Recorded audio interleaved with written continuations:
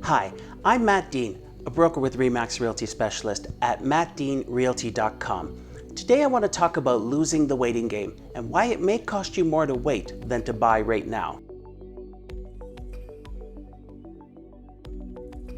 The question of whether to buy now or wait has always been prevalent, but possibly never so much as the past 5 years.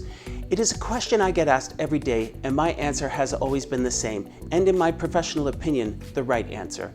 Buying sooner than later tends to be a better decision, especially for those upgrading or buying their first home. Let me preface my reasoning by saying that I never want anyone to buy a home if they are not financially prepared.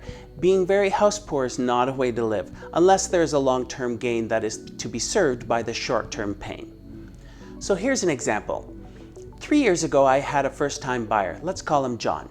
He calls me and tells me about an article he read in a magazine that penned something called the Dulcimer Effect, or a similar ridiculous term to scare its readers and in turn sell advertising, so he would not be buying anymore. He wanted to wait for the sky to fall and then buy a big home for pennies on the dollar. Of course, this never happened, and now the market is out of the reach for John, and he's forced to remain in a home he hates with 4 roommates.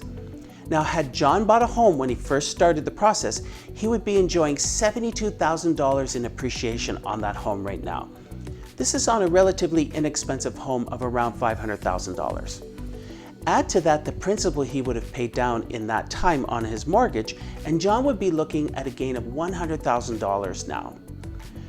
So adding to the downfall of playing the waiting game, the same home John wanted 3 years ago is now selling for 10 to 15% more, but he's only saved an additional 4%, forcing him to consider a smaller home or even a condo.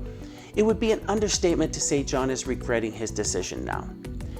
Interest rates shouldn't be climbing anytime soon. In fact, they are calling for a potential drop in rates this year, according to the Head Economist for TD.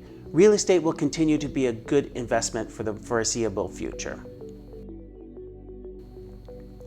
I help people like John through their personal situations all the time. Sometimes the right thing is to buy, and sometimes it's not. My advice will always be what is right for you. If you'd like to talk about your own situation, feel free to get in touch. Remember, it's all about you. Thanks for listening.